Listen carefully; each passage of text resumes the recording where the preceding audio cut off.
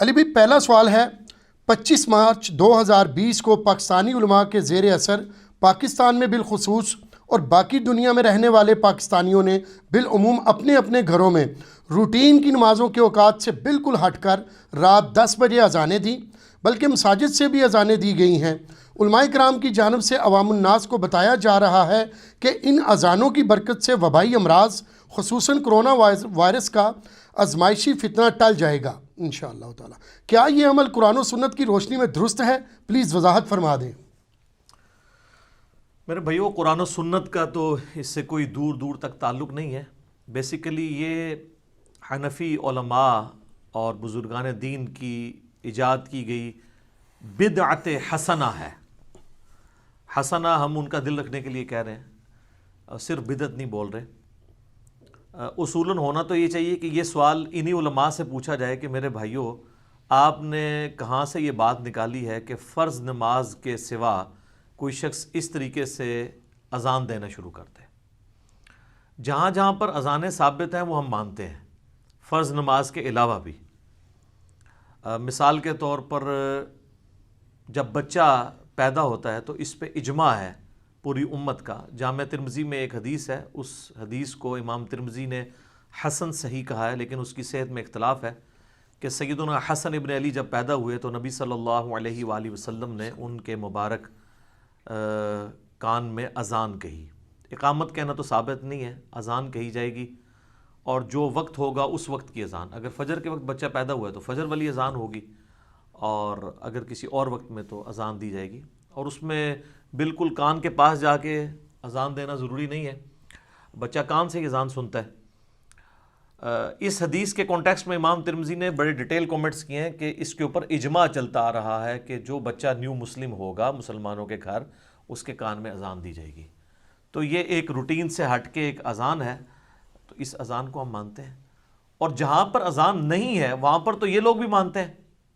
آج تک کسی سنی یا شیعہ نے یا ان کے جتنے بھی آگے سے سب سیکٹس ہیں، کسی نے عیدین کی اذان دی ہے؟ آپ ان سے پوچھیں، نہیں دیتے۔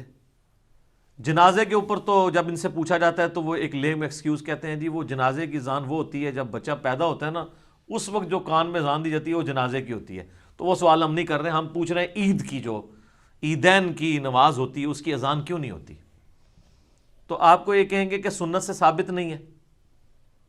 ویسے جب ہم ان سے ان اذانوں کا پوچھتے ہیں جو آپ یہ گھروں میں چڑھ کے دے رہے ہیں اور مسجدوں میں بے ٹائمی اذانیں، اور اس میں اس چیز کی بھی پرواہ نہیں کر رہے کہ کوئی مریض ہے یا نہیں ہے، اور رات کے وقت آپ لوگوں کو اٹھا رہے ہیں، تو وہ کہتے ہیں نیکی کا کام ہے، جس وقت مرضی کر لیں۔ تو ہم اس پہ پھر اینٹی وینم اور پھکی والا الزامی جواب ان کو یہ دیتے ہیں کہ اگر یہ نیکی کا کام ہے تو عید کی نماز تو سال میں ہوتی 2 دفعہ ہے، اس میں بھی آپ ذرا یہ نیکی کریں اور عید کی اذان شروع کروائیں۔ تو آپ کو وہاں کہیں گے کہ ثابت نہیں ہے، تو ان سے کہیں آپ کی ڈیفینیشن ہی غلط ہے۔ آپ تو یہ کہتے تھے ثابت ہو یا نہ ہو، نیکی کا کام کوئی بھی ہے وہ آپ کر سکتے ہیں، تو اب 2 عید کی اذان، تو وہ اس کو وہ بھی خود بدعت مان رہے ہوں گے۔ یہ اینٹی وینم والا جواب ہے۔ بہرحال انہوں نے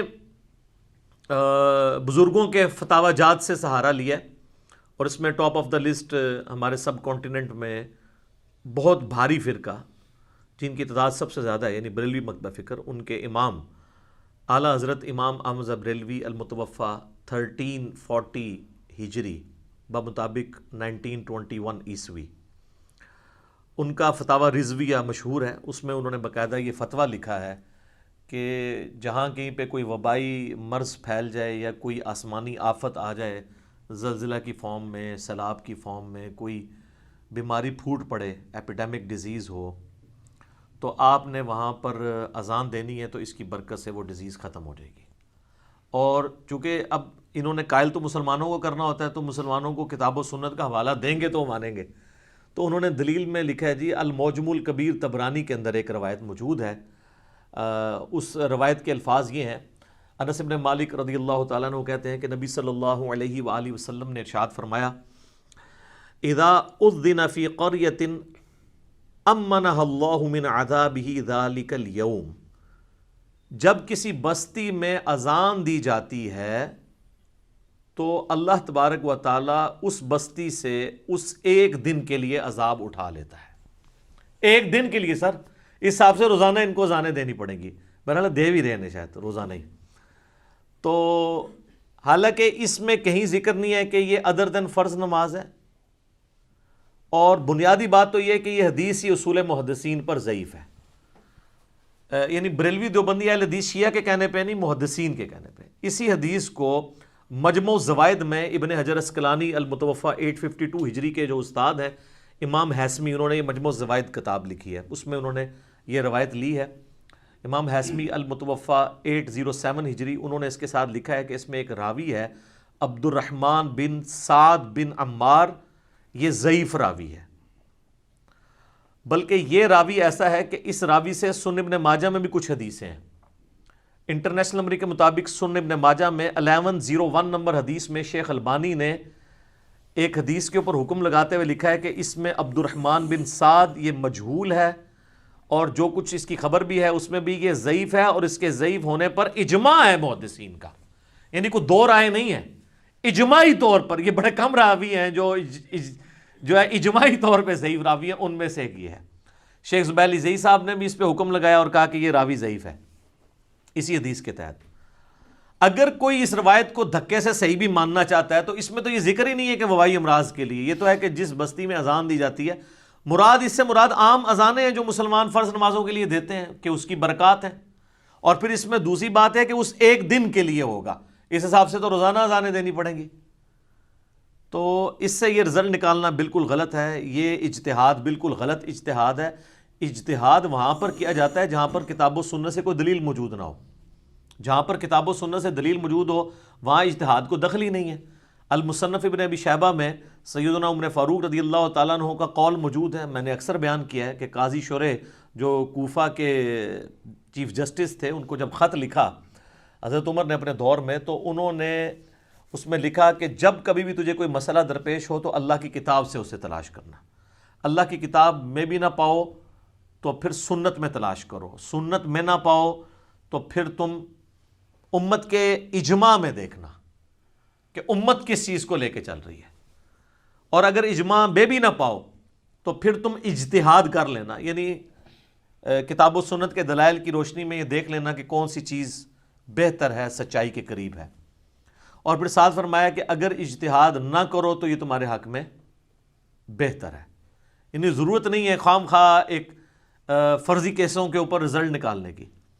تو یہاں پر تو ہمارے پاس سنت موجود ہے کہ جب کبھی بھی کوئی آفات آتی تھی, کوئی آسمانی وبا پھوٹتی تھی, اس طرح کے جب بھی کوئی ایشوز آتے تھے تو اللہ کے محبوب صلی اللہ علیہ وآلہ وسلم جو ہے وہ نماز کی طرف متوجہ ہوتے تھے اور دعاؤں کی طرف متوجہ ہوتے تھے. بخاری مسلم دونوں میں حدیث ہے کہ اما عائشہ کہتی ہیں سلام اللہ علیہا کہ جب کبھی بھی آندھی آتی, تیز آندھی اور طوفان نظر آ رہا ہوتا, تو اللہ کے محبوب صلی اللہ علیہ وآلہ وسلم دعاؤں میں مشغول ہو جاتے ہیں اور کہتے کہ اے اللہ ان ہواؤں میں جو خیر ہے ہمیں اس خیر میں سے حصہ عطا فرما, یعنی بارش, اور جو اس میں شر چھپا ہوا ہے اس شر سے ہم تیری پناہ میں آتے ہیں. یہ آپ دعا کیا کرتے.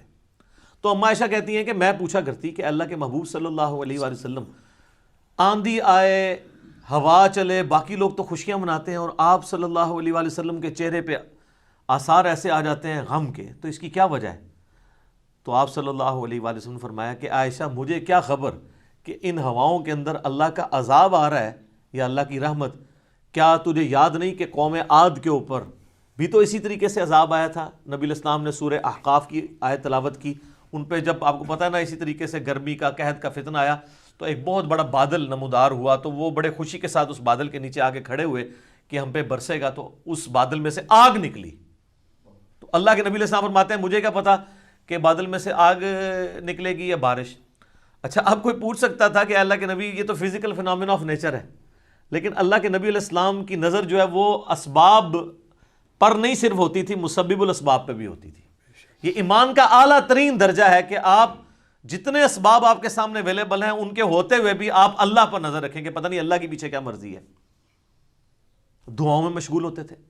بخاری مسلم میں یہ بھی حدیث ہے کہ جب کبھی قحط پڑ جاتا, اس سے بڑا کوئی وبائی یا کوئی آسمانی آفت ہو سکتی ہے کہ روٹی کھانے کو ختم ہو جائے, جب کبھی بھی اس طریقے سے قحط پڑتا تھا تو اللہ کے محبوب صلی اللہ علیہ وآلہ وسلم نماز استسقاء پڑھا کرتے تھے بارش کے لیے، 2 رکعت نماز جہرن ادا کیا کرتے تھے. اس کے بعد آپ علیہ السلام یوں ہاتھ اٹھا کے دعا کرتے، حتیٰ کہ صحابہ کہتے ہیں بغلوں کی سفیدی بھی دیکھتے، کیونکہ آپ کا عمومی لباس تہمد اور چادر ہوتا تھا. کرتا نہ پہنا ہو، اوپر بھی چادر لی ہو احرام کی طرح، اور یوں کوئی دعا کے لیے ہاتھ بلند کرے تو سفیدی بغل کی نظر آتی ہے. اور پھر آپ صلی اللہ علیہ وآلہ وسلم جو ہے وہ اللہ کے حضور گڑ گڑا کے دعا کرتے تھے بارش کے لیے. اور یہ صرف آپ کا عمل نہیں، بعد میں خلفائے راشدین کا بھی ہے. صحیح بخاری میں بڑی مشہور حدیث میں نے اکثر بیان کی ہے، 1010 نمبر حدیث ہے، 10 کہ حضرت عمر فاروق رضی اللہ تعالیٰ عنہ کے دور میں جب کبھی قحط پڑ جاتا تو انس ابن مالک کہتے ہیں کہ وہ نبی علیہ السلام کے چچا عباس ابن عبد المطلب کو لے کے آتے، نماز استسقاء کے بعد ان کو اللہ کے حضور وسیلے کے طور پہ پیش کرتے اور کہتے انا کنا نتوسل الیک بنبینا صلی اللہ علیہ وآلہ وسلم، اے اللہ بے شک ہم پہلے تیرے نبی کے توسل سے تیری طرف آیا کرتے تھے، اب یعنی ان کی وفات کے بعد ان کے چچا کو لے کے آئے ہیں، تو ان کی دعا کی برکت سے تو بارش نازل فرما، اور بارش نازل ہو جاتی.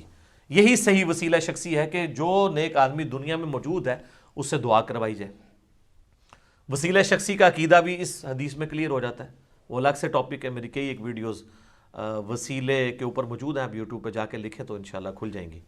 تو اس میں بھی نبی صلی اللہ علیہ وآلہ وسلم نے قحط سے بچنے کے لیے نماز پڑھی ہے. تو آپ سر دعائیں مانگیں، صلاۃ الحاجات، حاجتوں کے لیے نماز پڑھیں، تو یہ سنت اعمال ہے. یہ اذانیں شروع کی ہیں، اور معذرت کے ساتھ یہ اذانیں وہ لوگ دے رہے ہیں جنہوں نے زندگی میں کبھی نماز بھی نہیں پڑھی گی، وہ لوگ بھی اذانیں دے رہے ہیں. تو ان سے میری گزارش ہے کہ اذان دینے کے بعد آپ نماز پڑھ لیں. ٹھیک ہے مجبوراً اگر یعنی کیٹاسٹرافک کنڈیشن ہے، آپ مسجد میں نہیں جا پا رہے اور آپ نے اذان دی ہے، تو آپ فرض نماز کے ٹائموں میں کوئی اذان دے لیں اگر آپ اپنی دل کی تسلی کرنا چاہتے ہیں. یا آپ غیر مسلم ملک میں جہاں پہ اذان اس طریقے سے اوپن نہیں ہوتی تو آپ ٹھیک ہے گھر میں 5 وقت اذان دیں اور نماز قائم کریں، بالکل ٹھیک ہے.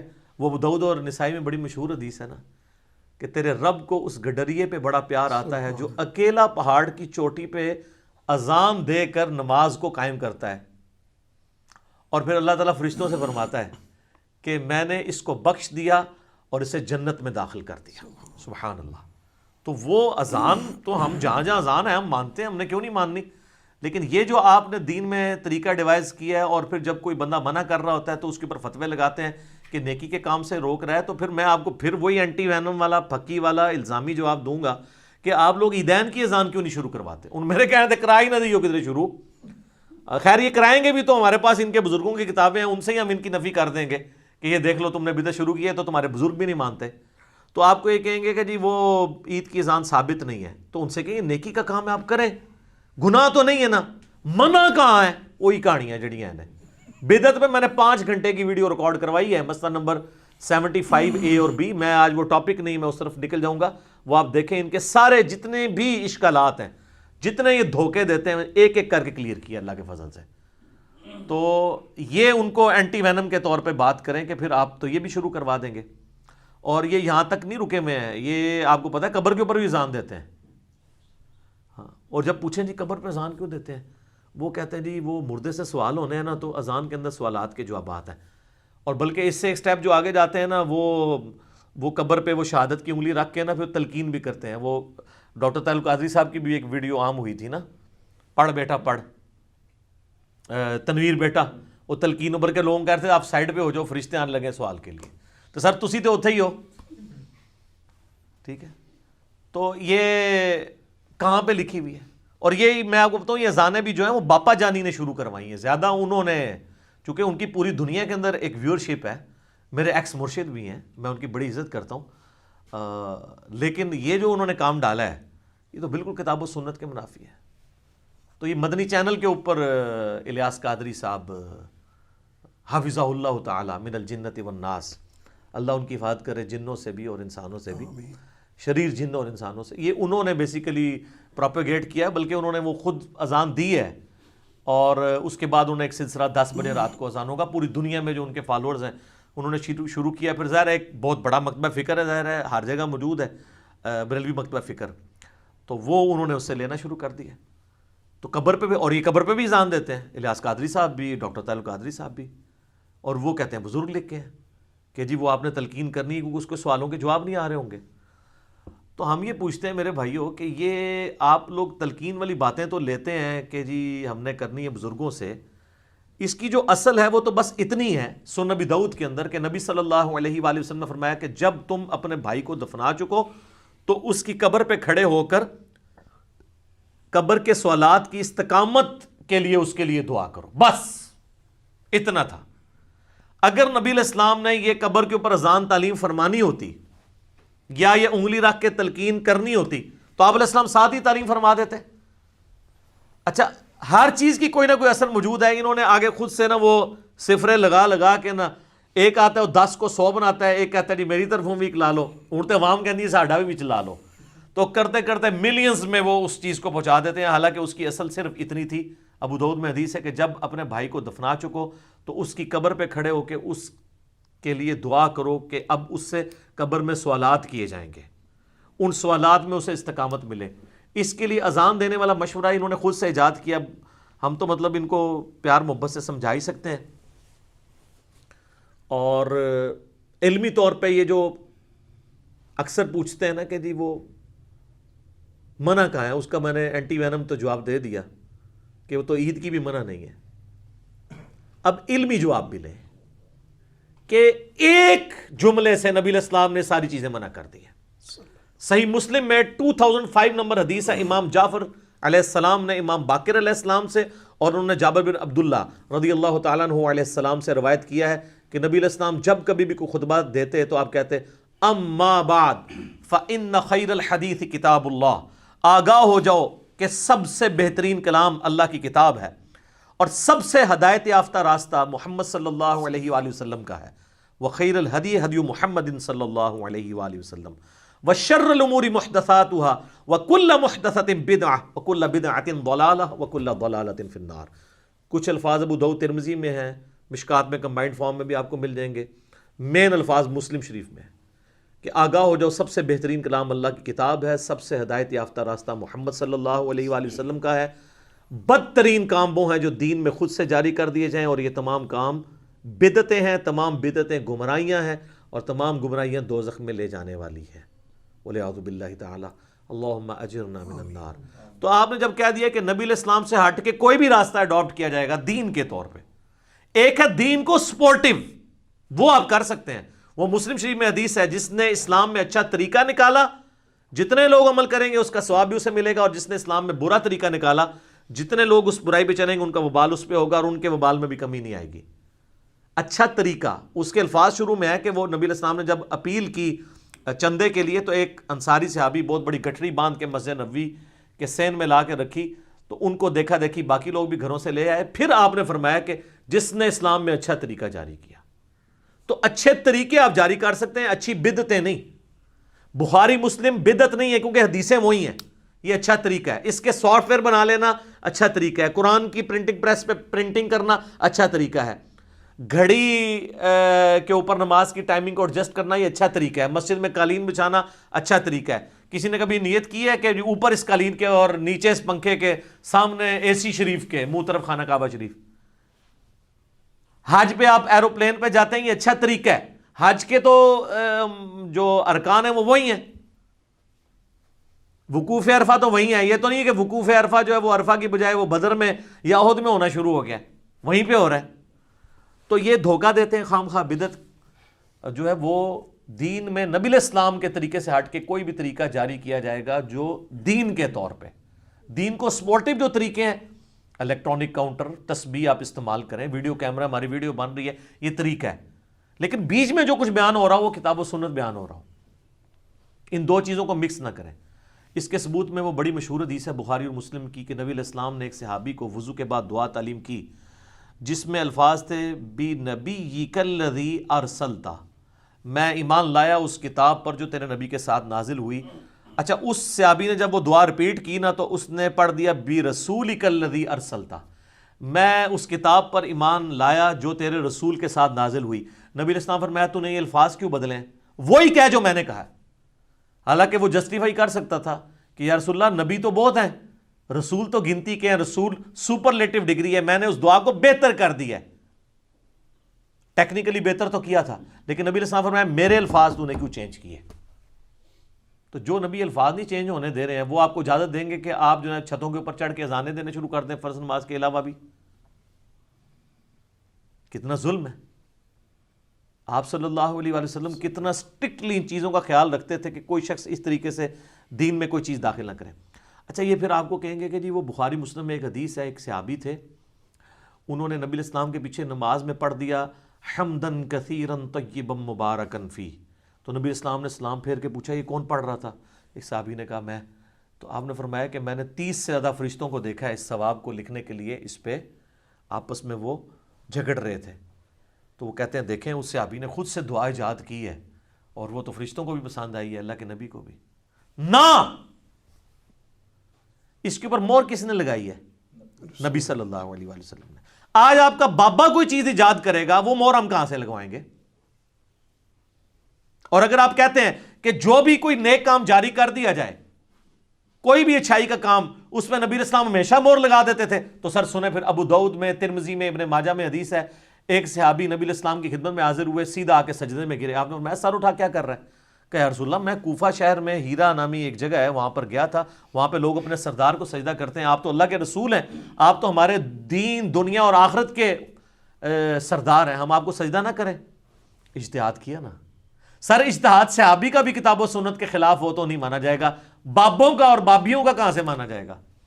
تو میں پھر عرض کروں کہ مرنے سے پہلے اے مسلمان کر لے اس پہ غور، کتابوں کا خدا اور ہے، بابوں کا خدا اور یقین کر جب تو ایک دفعہ بھی غور کرے گا نا انجینئر صاحب کی ویڈیوز دیکھ کے، تیرے اندر سے آواز نکلے گی کیا کہ نہ میں وابی نہ میں بابی، میں ہوں مسلم علمی کتابی. اچھا وہ صحابی کو جب حضور نے کہا کھڑا ہو، تو جب اس نے آگے سے یہ کہا نا تو اللہ کے نبی علیہ السلام فرمایا جب میں فوت ہو جاؤں گا تم میری قبر سے گزرو گے، کیا میری قبر پہ بھی سجدہ کرو گے؟ کہا نہیں یا رسول اللہ. فرمایا پھر مجھے کیوں سجدہ کر رہے ہو؟ اگر میں سجدہ جائز سمجھتا تو بیویوں سے کہتا کہ اپنے خامدوں کو سجدہ کریں اس حق کے سبب جو اللہ نے ان کو دیا ہے. نبی علیہ السلام نے یہ نہیں کہا کہ عشق دے چلے نمبر لے گئے عقل والے ہیں انجے ہی عمرہ گالیاں، منع کر دیا. آج کی ڈیٹ میں کوئی یہ کنفرم نہیں کر سکتا کہ بھئی یہ عمل پسندیدہ ہوگا یا نہ، بلکہ کیٹاگوریکلی وہ ناپسندیدہ ہی شمار کیا جائے گا چونکہ نبی علیہ السلام کی مہر نہیں ہے اس کے اوپر. لہٰذا اس طرح کی مثالیں پیش کرنا جو ہے یہ آپ عوام الناس کو دھوکہ دے رہے ہیں. اپنے بزرگوں کو بابوں کو بچانے کے لیے آپ اپنی آخرت کی فکر کریں کہ آپ نے اللہ تعالیٰ کو منہ دکھانا ہے. اچھا قبر کے اوپر یہ اذان والے معاملے میں مجھے ایک اور چیز ضمن یاد آئی. صحیح مسلم میں ایک حدیث ہے کہ سیدنا عمر بن عاص کی موت کا وقت جب قریب آیا، یہ بڑی دردناک حدیث ہے، کربلا والے ریسرچ پیپر میں کربلا سے جان نہیں چھوٹ سکتی. سر عمر بن عاص جب آپ نے آخری وقت میں پچھتاتے تھے کہ انہوں نے مولا علی کو چھوڑ کے امیر شام کا ساتھ کیوں دیا. صحیح مسلم میں 321 نمبر حدیث ہے، سٹارٹ کے اندر ہی بڑی لمبی حدیث ہے. اس میں وہ کہتے ہیں کہ اپنے بیٹے کو نصیحت کرتے ہوئے جب میں مر جاؤں تو میری قبر پہ اتنی دیر بیٹھے رہنا ہے جتنی دیر ایک اونٹ کو نہر کر کے اس کا گوشت تقسیم کیا جاتا ہے، یعنی آلموسٹ 2 گھنٹے، تاکہ میں اپنی قبر سے مانوس ہو جاؤں اور تاکہ میں اللہ کی طرف سے آئے ہوئے فرشتوں کو سوالات کے جوابات دوں. وہ 3 سوال ہیں نا، ترمذی میں تو ڈیٹیل کے ساتھ ہے، من ربو کا، ما دینوں کا اور من نبیوں کا. تیرا رب کون ہے، تیرا دین کیا ہے اور تیرا نبی کون ہے. اچھا یہ نہیں ہے کہ تیرا فرقہ کون سا ہے، تو کس کا مقلد ہے اور تیرا امام کون ہے. نہ یہ سر اے مٹی دی ڈھیری دے بار بار ہی ساری کہانیاں نے، اگے جا کے اللہ رسول اور اسلام ہی ہے. تو تسی اتھے بھی جناب پھر اپنے آپ مسلمان کو. اور بخاری میں الفاظ یہ ہیں کہ ما کنت تقول فی حق ھذا الرجل، اس مرد کے بارے میں تو دنیا میں کیا کہا کرتا تھا؟ تو کہے گا ہوا محمد رسول اللہ. وہ بھی جو ہے وہ سامنے کے سیگوں سے نہیں، غائب کے سیگے سے بات کرے گا کہ وہ اللہ، ورنہ وہ کہ ھذا محمد رسول اللہ. یہ کہتے ہیں قبر میں رسول اللہ آ جاتے ہیں، دیوبندی کہتے ہیں تصویر دکھائی جاتی ہے. تو وہ ہوا کیوں کہتا ہے؟ اس کو کہنا چاہیے ھذا محمد رسول اللہ. وہ ہوا کہ جس کے بارے میں تم پوچھ رہے ہو وہ محمد رسول اللہ تھے صلی اللہ علیہ وآلہ وسلم. اس پہ میرا ایک کلپ ہے بڑا دردناک، قبر میں 3 نہیں 4 سوال ہوں گے، اس کے آگے بھی ایک سوال ہونا ہے، وہ سسپینس ہے، آپ اسی کلپ میں دیکھیں کہ چوتھا سوال کیا ہونا ہے. اصل سوال وہی ہے. تو حضرت عمرو بن عاص کہتے ہیں کہ میں اللہ کی طرف سے آئے ہوئے جو فرشتے ہیں ان کو میں جواب دوں، تو بڑا اچھا موقع تھا. وہ کہتے ہیں کہ بیٹا ایک اذان بھی اونچی جی بانگ بھی دے دینا میری قبر تے تاکہ منو استقامت ملے. وہ یہ کہہ رہے ہیں میری قبر پہ رکنا، بھئی 2 گھنٹے رکنا ہی ہے تو چلو ایک اذان بھی دی جا سکتی تھی، ایک قرآن ہی پڑھ کے بخشیا جا سکتا سی. کچھ نہیں کہا، انہوں نے کہا صرف ادھر رکنا ہے، رکیں دعائیں کریں قبرستان جا کے. صحیح مسلم شریف میں حدیث ہے، نبی الاسلام نے دعا نہیں تعلیم فرمائی، السلام علیکم اہل الدیار من المؤمنین والمسلمین وَإِنَّا إِن شَاءَ اللَّهُ بِكُمْ لَلَاحِقُونَ نَسْأَلُ اللَّهَ لَنَا وَلَكُمُ الْعَافِيَةَ. ٹھیک ہے، اے مومنین اور مسلمین جو یہاں پہ دفن ہوئے قبرستان والو، تم پر اللہ کی سلامتی ہو. ہم اللہ کے حضور تمہارے لیے اپنے لیے جو ہے وہ عافیت کا سوال کرتے ہیں، ہم نے بھی مر کے تمہارے پاس ہی آ جانا ہے، تو آپ دعائیں کریں. بالکل ٹھیک ہے. تو یہ بھی ایک جو قبر پہ اذان دینے والے ہیں ان کے لیے یہ ایک علمی جواب کے طور پہ ہے کہ سیدنا عمر ابن عاص رضی اللہ تعالیٰ عنہ نے اذان کا نہیں کہا بلکہ کہا میری قبر پہ اتنی دیر رکے رہنا. تو ان سے مشورہ لیتے تو یہ اذان کا مشورہ دے سکتے تھے. اچھا، اذان ایک ایسی مظلوم چیز ہے، اس کے ساتھ بہت ساری مت انہوں نے وابستہ کی ہوئی ہیں. اچھا، یہ لفظ ہم اردو میں جو لکھتے ہیں نا اذان، یہ لفظ غلط لکھا جاتا ہے. آپ دیکھیں اردو میں اذان لکھا جاتا ہے الف کے اوپر مد، وہ آذان بنتا ہے. وہ آذان جو ہے نا وہ غلط پروننسیشن ہے. یہ لفظ ہے آذان، الف کے اوپر زبر ہے، آذان، آذان نہیں ہے. الف جو ہے وہ حرکت کے ساتھ ہے اور ذال الف، وہ الف مدہ ہے، وہ لمبا ہوگا کھڑی حرکت کے برابر، جسے حروف مدہ بھی کہتے ہیں. یہ لفظ ہے آذان، آذان نہیں ہے، آذان لفظ ہے. تو اذان کے ساتھ بہت کچھ وابستہ ہے. آپ نے یہ بھی سنا ہوگا وہ جی اپنی بدعتوں کو حلال کرنے کے لیے نا، وہ جی حضرت عمر نے الصلاۃ خیر من النوم کے الفاظ داخل کیے تھے جی اذان کے اندر. ہم کہتے ہیں ان کو ڈگری کن علماء نے دی ہیں، ان کی ڈگری بھی چیک ہونی چاہیے. بخاری، مسلم، ابو داؤد، ترمذی، نسائی، ابن ماجہ تو چھوڑ دیں، مشکات المصابیح تو سارے مدارس میں پڑھائی جاتی ہے. مشکات میں کبھی انہوں نے اذان کا چیپٹر کھول کے پڑھ لیا ہوتا تو ان کو پتہ چلتا، اسی چیپٹر کے اندر موجود ہے. ابو داؤد اور نسائی دونوں کے حوالے سے حدیث ہے کہ فجر کی اذان میں الصلاۃ خیر من النوم کے الفاظ نبی علیہ السلام نے خود تعلیم فرمایا ہے. وہ تو ایک جعلی روایت ہے الموطا امام مالک میں، وہ بھی مشکات میں موجود ہے. اس میں امام مالک خود کہہ رہے ہیں کہ مجھے یہ خبر پہنچی ہے. تو سر مسلم کا مقدمہ اٹھائیں، امام مسلم کہتے ہیں تابعی بھی اگر کہے نا کہ رسول اللہ کی بات میرے تک پہنچی ہے اور وہ سند نہ بیان کرے تو مردود ہے. تو امام مالک تو تابعی بھی نہیں ہے، تبع تابعی ہیں. اور جو ابو داؤد اور نسائی کی مرفوع حدیث تھی نبی علیہ السلام تک، آپ خود سامنے جو ہے وہ الصلاۃ خیر من النوم تعلیم فرما رہے ہیں. انہوں نے پبلک کو یہ بات بتائی نہیں ہے. اچھا، جب میں نے نکالا ہے نا تو اب کہہ رہے ہیں ہم نے تو یہ کہا ہی نہیں کبھی. تو سر یہ کون کرا، جنات کہتے رہے ہیں یا کوئی خلائی مخلوق آ کے ان کو بتاتی رہی ہے یہ باتیں؟ ہم کہتے ہیں بتاؤ یہ بغلوں میں بت رکھنے والی حدیث کدھر ہے رفع الیدین پہ، کہتے ہیں جی ہم نے تو کبھی بیان نہیں کی ہے. تو سر یہ پھر جو رفع الیدین کرتے تھے یہ وہ بیان کرتے تھے، جو نہیں کرتے تھے وہی اس ٹکٹ پہ مزے لیتے رہے نا. تو اب خیر آپ کی پبلک آپ کو نہیں چھوڑے گی، کیونکہ ہم نے ان کو اتنا جھنجھوڑا ہے کہ مرنے سے پہلے اے مسلمان کر لے اس پہ غور، کتابوں کا خدا اور ہے، بابوں کا خدا اور. اسی طریقے سے اذان کے ساتھ درود شریف پڑھتے ہیں.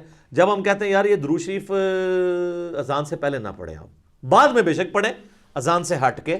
وہ صحیح مسلم میں حدیث ہے جس نے اذان کا جواب دیا، بخاری میں بھی اس کا کچھ حصہ موجود ہے. اس کے بعد یعنی وہی مؤذن والے کلمات کو رپیٹ کیا، اس کے بعد اس نے درود شریف پڑھا اور اس کے بعد الوسیلہ والی دعا مانگی تو میری شفاعت اس کے لیے حلال ہو جائے گی. صلاۃ بر محمد وآل محمد، اللہم صلی علی محمد وعلی آل محمد. وہ ٹھیک ہے، لیکن جو آپ نے ساتھ پہلے جوڑا ہوا ہے، ہمیں سیغوں سے بھی کوئی اختلاف نہیں. جس سیغے سے بھی آپ پڑھنا چاہتے ہیں آپ پڑھیں، کتاب و سنت سے جو بھی ثابت ہے. السلام علیکہ یا رسول اللہ قبر رسول پہ ثابت ہے. السلام علیکہ ایھا النبی، بخاری مسلم میں ہم آتا ہے کہ تشہد میں جو نبی علیہ السلام نے تعلیم فرمایا. اس سے سیغوں کے چکروں میں نہ پڑھیں. اصل اختلاف یہ کہ آپ نے اذان سے پہلے سے جوڑ دیا ہے، اور جو نہیں پڑھتا کہتے ہیں گستاخ رسول ہے. اور کہانی کتنی زبردست انہوں نے گھڑی ہے. واقعی وہ کہیں گے جی بتاؤ جو پڑھ رہا ہے وہ زیادہ محبت رسول اللہ ہے جو نہ پڑھ رہا ہے.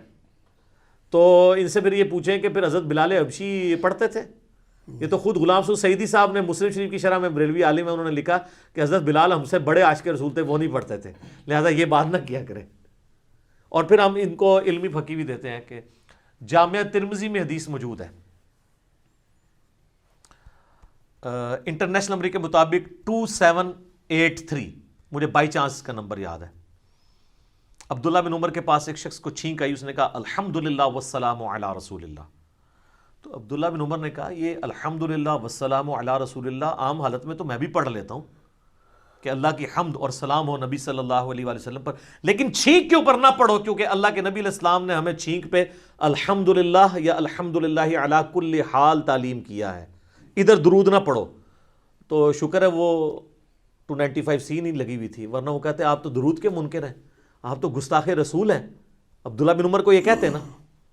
تو عبداللہ بن عمر رضی اللہ تعالیٰ عنہ نے امت کو ایک عقیدہ دے دیا کہ عاشق رسول وہ ہے، محبت رسول کا دعوے دار وہ ہوگا جو نبی علیہ السلام کی تعلیمات کے مطابق چلے گا۔ تو یہ اذان کے ساتھ انہوں نے ایڈ کیا ہوا ہے، یعنی اذان کے ساتھ اتنا کچھ انہوں نے ملا دیا ہے اور اتنا کھلواڑ کیا ہے۔ چلے مجھے بائی چانس وہ چیز بھی یاد آ گئی، یہ جو حضرت بلال کے اوپر ایک قوالی بنائی ہوئی ہے انہوں نے، ٹھیک ہے، قوالیوں کا خدا اور ہے اور کتابوں کا خدا اور ہے۔ وہ نا قوالی سے ویسے نا عقیدے مشہور ہو جاتے ہیں، جیسے نور جہاں کے ترانوں سے کئی ایک غلط چیزیں امت میں انہوں نے خصوصاً پاکستانی نیشن کو سکھا دی ہیں نا، اس طرح کیونکہ وہ پھر چلی جاتی ہیں، اس طریقے سے چل پڑتی ہیں۔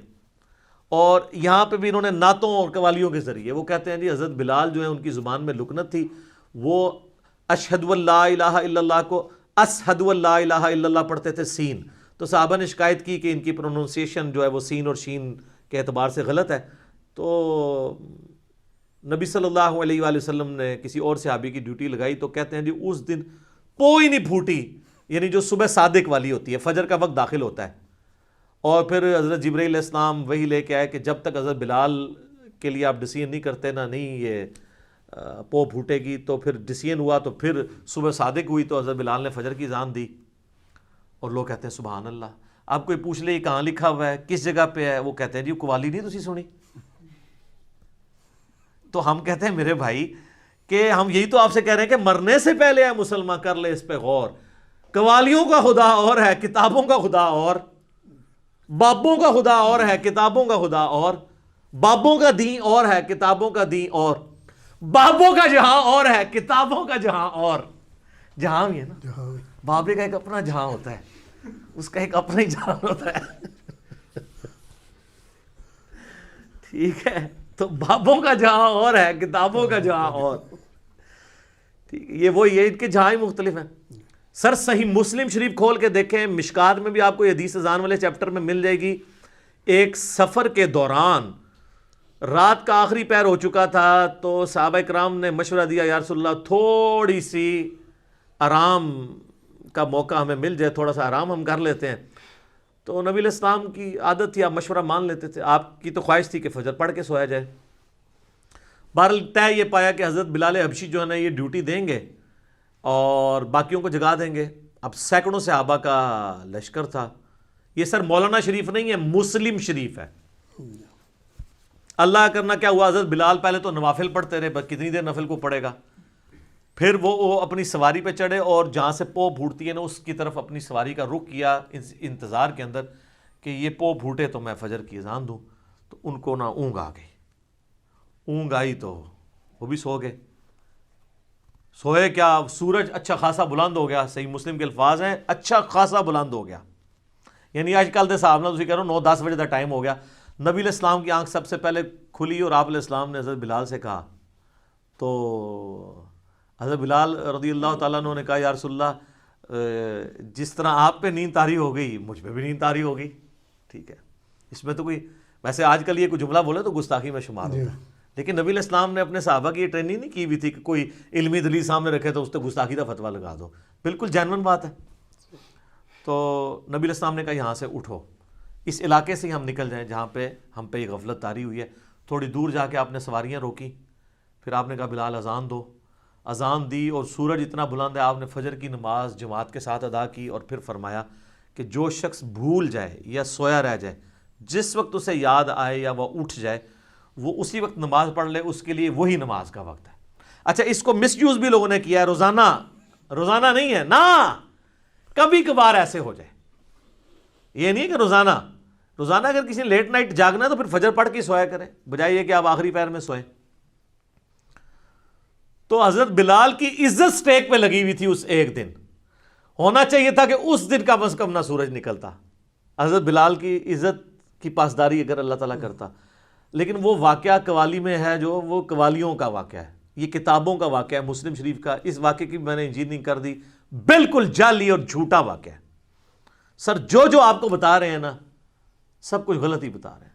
کوئی ایک شاید اسی دسو انہوں نے صحیح تو ہم دسی ہوئے، سوائے اس کے کہ انہوں نے آپ کو بتایا کہ قرآن اللہ کی کتاب ہے، یہ پھر بھی نہیں بتایا اس کے اندر لکھا کیا ہوا ہے، کیونکہ اس میں تو لکھا ہے ایاک نعبد و ایاک نستعین، وہ بھی بتانے جوگے نہیں ہیں، یہ انہوں نے بابوں کو پکارنا ہوتا ہے۔ تو ہر چیز میں انہوں نے دھوکہ دیا۔ تو یہ مجھے ایک اچھا موقع ملا کہ میں آپ لوگوں کو بتاؤں کہ یہ جو آپ وبائی امراض سے اور کرونا سے، آفات سے بچنے کے لیے اذانیں دے رہے ہیں، سر اذان دے کے نا نماز بھی نال پڑھ لیا کرو۔ ویسے بھی آج کل تو اکثر لوگ گھروں میں نماز پڑھ رہے ہیں، یورپ اور امریکہ کے اندر بھی اور پاکستان میں بھی۔ تو اس صورتحال میں اگر اذان دینا چاہتے ہیں ضرور دیں، لیکن نماز کی اذان ہو، وہ آپ وہ اجتہاد کر سکتے ہیں۔ تیرے رب کو اس گڈریے پہ بڑا پیار آتا ہے جو پہاڑ کی چوٹی پہ اکیلا کھڑے ہو کے اذان دے کے تو جماعت قائم کرتا ہے، خود ہی اکیلا نماز پڑھتا ہے، ابو داؤد اور نسائی کی حدیث۔ باقی وہ فرض نماز کے لیے چھڑیاں زانا نہ کچھ نہیں ہونا، نماز پڑھیں، دعائیں مانگیں، اور اس طرح کی ایکٹیویٹی سے آپ پرفارم کرتے ہیں، پھر دین میں ہر بندہ آ کے اپنے اعتبار سے چیزیں داخل کرنا شروع کر دیتا ہے اور اس کا اینڈ رزلٹ کوئی نہیں ہوتا۔ نماز کے اوپر ایمفسائز کریں۔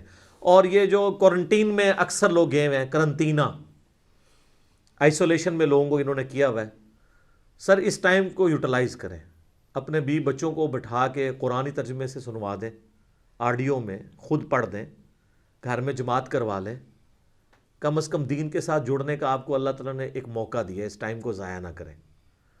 اور اس سے پہلے اگر کتاب و سنت کی وعیدوں سے نہیں ڈرے تو اب کرونا سے ہی ڈر کے نماز شروع کر دیں، کیونکہ نماز کے بغیر تو بندہ کچھ نہیں میرے بھائیوں۔ سورہ الروم میں اللہ تعالیٰ نے فرمایا منیبین الیہ واتقوا، رجوع لاؤ اللہ کی طرف اور اس سے ڈر جاؤ، وَأَقِيمُوا الصَّلَاةَ، اور نماز کو قائم کرو، وَلَا تَكُونُوا مِنَ الْمُشْرِكِينَ، اور دیکھو مشرکوں میں نہ ہو جاؤ۔ یعنی سورہ روم میں اللہ تعالیٰ نے فرمایا جو نماز قائم نہیں کرتا وہ مشرکوں میں سے ہے، یہ عمل مشرکوں والا ہے۔ پاکستان کے شناختی کارڈ میں اسے مسلمان لکھ دیا جائے گا، اللہ کے ہاں نہیں ہے۔ اور پھر جو صحیح مسلم میں 246 نمبر حدیث ہے، ترمذی میں بھی موجود ہے کہ بندے کے کفر اور اسلام، شرک اور ایمان کے درمیان فرق نماز ہے۔ جناب جامعہ ترمذی میں موجود ہے، ایک تابعی ہیں سیدنا عبداللہ بن شقیق، وہ فرماتے ہیں کہ صحابہ کرام ترک نماز کے علاوہ کسی اور گناہ کو کفر نہیں سمجھتے تھے سوائے ترک نماز کے۔ صحابہ کرام یعنی ترک نماز کرنے والے کو کافر سمجھا کرتے تھے۔ آپ کے شناختی کارڈ مسلمان ہی ہے، وہ اس سے کوئی فرق نہیں پڑتا، آپ جتنا مرضی کہتے رہے۔ تو جامعہ ترمذی میں حدیث ہے جس نے جان بوجھ کے نماز چھوڑ دی، اللہ کا ذمہ اس سے اٹھ گیا، اس نے کفر کیا، عملاً وہ کافر ہے۔ ہم عقیدے میں اسے کافر نہیں کہتے اعتقاداً، لیکن عملاً تو کافر ہے۔ تو آپ نے عملاً کفر کے ساتھ اللہ کے سامنے پیش ہونا ہے، نعوذ باللہ من ذالک۔ پھر سنن ابی داؤد میں حدیث ہے قیامت والے دن سب سے پہلے نماز کے بارے میں سوال ہوگا، اگر وہ اس سوال میں فلاح پا گیا تو وہ فلاح پا گیا، اور اگر وہ اسی میں فیل ہو گیا تو اگلے سوالات میں بھی فیل ہو گیا۔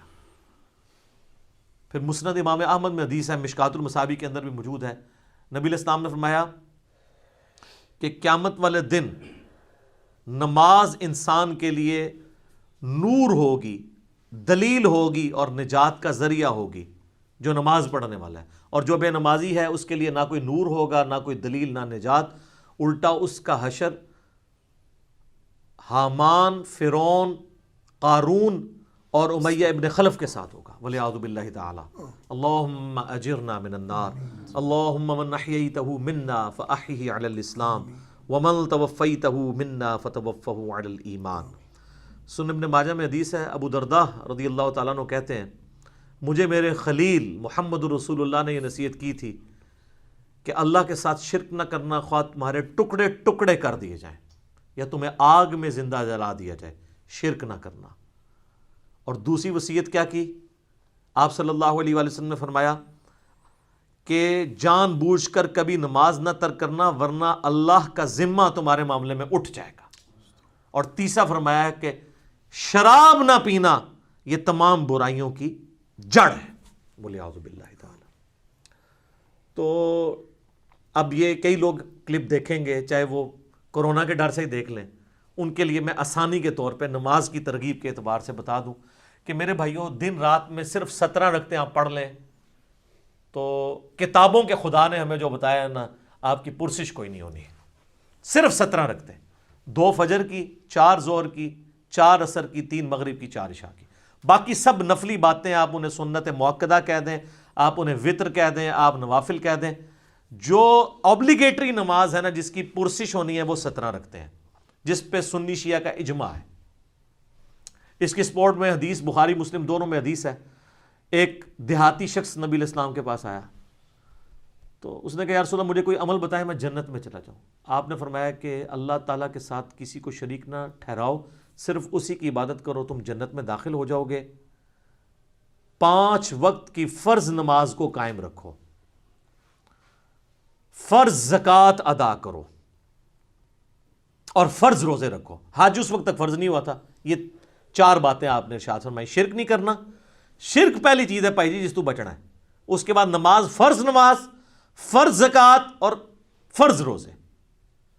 تو اس نے کہا یا رسول اللہ صلی اللہ علیہ وسلم نہ میں اس میں کوئی زیادہ کروں گا نہ اس میں کوئی کمی کروں گا، یعنی میں نے سے زیادہ بھی نہیں پڑھنی، کم بھی نہیں پڑھوں گا. اور یہ بات کہتا ہوا وہاں سے نکل گیا. نبی علیہ السلام فرمایا کسی نے جنتی کو دیکھنا ہے اس شخص کو دیکھ لے. اچھا، اسی کو سپورٹیو ایک اور طریق ہے بخاری اور مسلم میں، وہی بخاری مسلم دونوں میں ہے کہ ایک اس طرح نجد کا رہنے والا ایک پینڈو شخص جو پرانگدہ حالت تھی جس کی حضور کے پاس آیا، تو وہ اسی لیے آیا کہ اللہ کے نبی علیہ السلام کے اوپر ایمان لے کر آئے. تو اس نے پوچھا یا رسول اللہ صلی اللہ علیہ وسلم بتائیں اسلام کیا ہے؟ تو آپ نے فرمایا اسلام یہ ہے کہ تم 5 وقت کی فرض نماز کو قائم رکھو. اس نے کہا یا رسول اللہ فرض کے علاوہ بھی ہے کچھ؟ فرمایا ہاں نفل ہیں، وہ تمہاری مرضی، اگر پڑھنا چاہو تو پڑھ لو، نہیں پڑھنا چاہتے نہ پڑھو. اور یاد رکھیے گا احادیث میں سنت کی ٹرم یوز نہیں ہوتی ہے، یہ محدثین کی ٹرم ہے. سنتیں جو ہم مؤکدہ پڑھتے ہیں ان کو بھی نفل کہا جاتا ہے. نفل ان کہا جاتا ہے اضافی نماز. انفال مال غنیمت اضافی مال، نفل کا مطلب اضافی چیز ہے.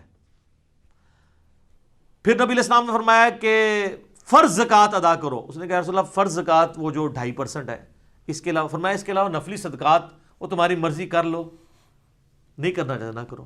پھر آپ فرمایا فرض روزے رکھو رمضان کے. کہا رسول اللہ اور روزے؟ فرمایا وہ نفلی روزے ہیں تمہاری مرضی، منڈے کا، تھرسڈے کا، ایام 20 کے روزے جو بھی ہیں وہ رکھنا چاہو تمہاری مرضی ہے، لیکن فرض یہی ہے. تو اس نے کہا کہ اس رب کی قسم جس کے قبضے قدرت میں میری جان ہے، نہ میں اس میں کوئی زیادتی کروں گا، بس جتنا دسیا اس تو اگے نہیں، میں نہ اس میں کبھی کروں گا. اور یہ وہ صحابہ کہتے ہیں یہ کہتا ہوا وہاں سے نکل گیا. تو آپ صلی اللہ علیہ وآلہ وسلم فرمایا کہ اگر یہ اپنی بات پہ قائم رہا تو یہ نجات پا گیا. یہ بالکل کلیئر کٹ ہے کہ فرض نماز آپ نے قائم رکھنی ہے. اچھا، لوگوں کو یہ بات سمجھ نہیں آتی تو میں نے ان کے لیے اینٹی وینم اور پھکی تیار کی ہے ایک، کہ کبھی آج تک کسی نے کہا ہے کہ جو پیر اور جمعرات کا روزہ نہ رکھے اس کے رمضان کے روزے قبول ہی نہیں ہوں گے. تو یہ نفلی روزے نہیں ہیں، سنت روزے ہیں. ایام 20 کے 13 14 15 کے بخاری مسلم میں حدیث ہے کہ چاند کی 13 14 15 کو آپ علیہ السلام نے کبھی روزے نہیں چھوڑے. یہ سنت مؤکدہ ہیں یہ والے بھی روزے. کبھی کس نے کہا جو یہ نہ رکھے اس کے رمضان کے نہیں ہوں گے. کبھی کس نے کہا جو عام صدقہ خیرات نہیں کرتا اس کی زکوٰۃ بھی قبول نہیں ہوگی. الٹا یہ تو بڑے بڑے لینڈ لارڈ کو کہہ رہے ہوتے ہیں بس زکوٰۃ دیں، پھر کم چک کے رکھو جو مرضی، سانو بس مدرسے نو زکوٰۃ دے دو تہاڈا مال پاک ہو گیا، 2.5% ہی دے دو. نماز کے بارے میں کیوں ساتھ رکھتے ہیں اور ایڈ کرتے ہیں؟ چھڑی عشاء دی 17 رکعتاں دس دیتیاں نے صرف عشاء کی، حالانکہ دن رات میں 17 رکھتے تھی. 2 فجر، 4 ظہر، 4 عصر، 3 مغرب، 4 عشاء. انہوں نے کتنا ظلم کیا اور لوگوں نے نماز پڑھنی چھوڑ دی اس کی وجہ سے. الحمدللہ ہماری ویڈیوز کی برکت سے ہزاروں لوگوں نے نماز شروع کی ہے جب ان کو یہ ثانی پتہ چلی کہ یار اصل نماز تو یہ ہے جس کا سوال ہونا ہے. پھر دوسری سہولت ہم نے دے دی نماز جمع کرنے والی کہ بھئی مسلم شریف میں اوپر تلے 10 احادیث ہیں 1629 سے آن ورڈ کہ اللہ کے نبی علیہ السلام نے بغیر خوف کے، بغیر بارش کے، اور مدینہ شریف میں بغیر سفر کے ظہر اثر کی نماز جمع کی اور مغرب اور عشاء کی۔ تابعین نے پوچھا کیوں کیا؟ تو ابن عباس نے کہا تاکہ امت کے لیے آسانی ہو جائے اور کوئی تنگی باقی نہ رہے۔ پھر بھی اگر ان کو زیادہ تکلیف ہے تو کم از کم جو مسئلہ یہ خود مانتے ہیں کہ ظہر آخری وقت میں اور عصر پہلے وقت میں آپ پڑھ سکتے ہیں، مثلا آج کل آلموسٹ کوئی 3:45 بجے عصر کا وقت داخل ہو رہا ہے، تو اگر کوئی شخص 3:40 پہ یا 3:35 پہ ظہر پڑھ لے اور 3:45 عصر کا وقت داخل ہوتے ہی عصر کی نماز پڑھ لے تو وہ اپنے اپنے وقت میں ادا کر رہا ہے، اس میں جمع کرنے والا بھی جو حنفی گناہ بتاتے ہیں وہ بھی نہیں شمار ہوگا۔ اس طرح ہی بتا دیتے کم از کم بچوں والی عورتوں کو تو آسانی ہو جاتی، نمازیں جمع کرنے والی آسانی، اور خالی فرض اس کی وجہ سے لوگوں نے نمازیں شروع کر دی ہیں اللہ کے فضل سے۔ اور ڈیٹیلڈ میرے کلپ اس کے اوپر موجود ہیں، نمازوں کو جمع کرنا کیا حرام ہے، میں نے ساری احادیث ایچ ڈی کیمرے میں ڈسپلے کی ہیں کہ ہر طرح سے جمع کر سکتے ہیں، ظہر کے ساتھ عصر، عصر کے ساتھ ظہر، درمیان میں بھی کر سکتے ہیں، جمع تقدیم بھی، جمع تاخیر بھی، جمع سوری بھی، اس طرح مغرب کے ساتھ عشاء یا عشاء کے ساتھ مغرب یا درمیان میں بھی کر سکتے ہیں۔ آپ فجر کو الگ پڑھنا پڑے گا۔ تو بلکہ ہمارے تو ایک ملک صاحب نے ملکین بھی ایجاد کی ہوئی ہے کہ آپ اذان مغرب سے آدھا گھنٹہ پہلے ظہر اثر کو جمع کر لیں اور مغرب کا وقت داخل ہوتی ہے مغرب عشاء کر لیں، چاروں کٹھی۔ اگر کوئی واقعی مجبور ہے، جس طرح آج کل کرونا کی وبا ہے اور ڈاکٹرز کے لیے ٹائم نکالنا، یا ہمارے پرائم منسٹر کے لیے، یا جو لوگ ان ڈیوٹیز میں لگے ہیں ٹائم مشکل ہے، تو وہ ملکین بھی پڑھ سکتے ہیں۔ ویسے یہ نام اس کا ربو ہی ٹھیک پہ گیا، ویسے تو ملک صاحب نے نا یہ بادشاہاں دی نماز ہے جنہیں کوئی ٹائم نہیں ہوتا، ملکین دو طریقے نال ٹھیک ہوگی، ملکین، تو وہ آپ پڑھیں۔ لیکن میں ایک انصاف کروں، ابو داؤد میں ایک حدیث ہے کہ نبی علیہ السلام فرمایا قیامت والے دن اگر کسی شخص کے فرضوں میں کمی نکلی تو اللہ تعالیٰ فرشتوں سے کہے گا کہ اگر اس کی کوئی نفلی عبادت ہے نا تو وہ فرضوں کی جگہ تول لو۔ سنت نہیں، نفلی۔ یہاں سے بھی پتہ چلے گا کہ سنت کو نفلی کہا جاتا ہے ٹرم میں، حدیث کی ٹرم میں۔ تو سنت موقدہ اگر آپ پڑھنا چاہتے ہیں ضرور پڑھیں، یہ آپ کو فائدہ ہی پہنچائیں گے۔ اور کئی لوگوں نے فرض شروع کیا، آہستہ آہستہ خود بخود سنت کے اوپر آ گئے، لیکن شروع میں آپ لوگوں کو تکلیف میں ڈالیں گے نا تو یہ آپ زیادتی کر رہے ہیں۔ وہ بخاری مسلم میں حدیث ہے کہ نبی علیہ السلام فرمایا جو فرض کے علاوہ 12 رکعتیں پڑھ لے اسے جنت میں محل ملے گا، 4 ظہر سے پہلے، 2 ظہر کے بعد، 2 مغرب کے بعد، 2 عشاء کے بعد اور 2 فجر سے پہلے۔ اس کے اوپر میرے لادہ سے کلپ موجود ہے۔ اور باقی وطر جو ہے وہ یعنی سنت موقدہ وہ بھی ہے۔ سنن کبریٰ البیہقی میں، المصنف ابن ابی شیبہ میں مولا علی کا قول ہے کہ وطر سنت ہے، سنت ہے، سنت ہے، مگر اسے مت چھوڑو، پڑھ لو۔ اور صحیح بخاری میں موجود ہے، قاسم بن محمد بن ابی بکر کہتے ہیں کہ میں نے صحابہ کرام کو 3 رکعت وطر پہ پایا، البتہ ایک پڑھنے میں حرج نہیں ہے، جواز کی حد تک درست ہے، پسندیدہ نہیں ہے۔ ویسے تو نہ بھی پڑھے کوئی مسئلہ نہیں ہے، فرض نماز ہے، اور اگر کوئی بالکل سست ہے تو ایک ہی پڑھ لے۔ الموطا امام مالک میں فاتح ایران سعد ابن ابی وقاص کے بارے میں امام مالک نے نقل کیا ہے کہ وہ پوری زندگی عشاء کی 5 رکعتیں پڑھتے تھے، 4 فرض اور 1 وطر، پوری زندگی۔ تو ان کے اوپر تو کوئی فتویٰ نہیں لگا کہ سنت موقدہ چھوڑ دی ہے۔ اچھا اب ہم یہ حدیثیں نکالتے ہیں تو یہ کہتے ہیں یار یہ عوام کے سامنے تو نہیں گلاں کرنی چاہیے۔ سر عوام کے سامنے ہی تو کرنی چاہیے، خواص تو پہلے ہی اللہ کے فضل سے اتنی نمازیں پڑھ رہے ہیں، وہ تو پڑھتے رہیں گے۔ عوام الناس تو پڑھتی کوئی نہیں ہے، ان کو پڑھانے کے لیے باتیں کرنی پڑ رہی ہیں۔ یا تو کہ میرے کہنے سے لوگوں نے تہجد اشراق چاہت چھوڑ دی ہو، یا میں نے خود چھوڑ دی ہوئی ہو، پھر تو آپ کو بلیم کریں۔ اور اگر کوئی چھوڑ بھی دیتا ہے تو اس کے اوپر کوئی اس طرح کی گرفت تو نہیں ہے۔ لیکن جو نہیں پڑھ رہے، مجھے کئی لوگوں نے یعنی خود رابطہ کر کے کہا کہ جی ہمارے گھر والے نماز نہیں پڑھتے تھے، جب سے پتہ چلا تو یہ نماز شروع کر دی ہے کہ یار فرض رکھتے ہی پڑھنی ہے۔ پھر آہستہ آہستہ کئی لوگوں نے کہا آہستہ آہستہ پھر خود سنت کا بھی شوق پیدا ہوا۔ انہوں نے جو ظلم کر کے اتنی لمبی لمبی رکھتے لوگوں کو بتائی ہیں اور اس کی وجہ سے لوگ متنفر ہی ہوئے ہیں۔ تو چلیں یہ کرونا کی اس شر میں سے یہ خیر نکلی ہے کہ ہم نے آپ کو کئی ایک باتیں بتا دی ہیں، اذان سے ریلیٹڈ بھی، نماز سے ریلیٹڈ بھی، اور یہ آج کل گورنمنٹ کی طرف سے چونکہ پابندی ہے، آپ کو پتہ ہے یورپ اور امریکہ میں تو ظاہر ہے وہ تو وہاں پہ تو کسی کا زور نہیں ہے، تو اپنے گھروں میں یورپ اور امریکہ میں جو لوگ نماز پڑھ رہے ہیں ہر نماز کے ساتھ اذان بھی دیں، اقامت بھی کہیں، اور اس کے ساتھ آپ نماز پڑھیں، چھڑیاں زانا نہ دو۔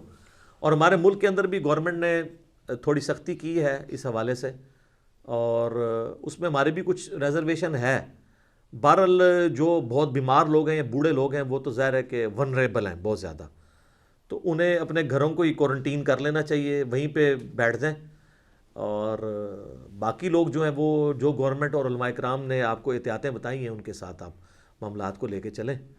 تو باقی اگر کسی نے پھر بھی گھر نماز پڑھنی ہے تو گھر میں ضرور اذان دے, افضل ہے کہ فرض نماز کے لیے دے.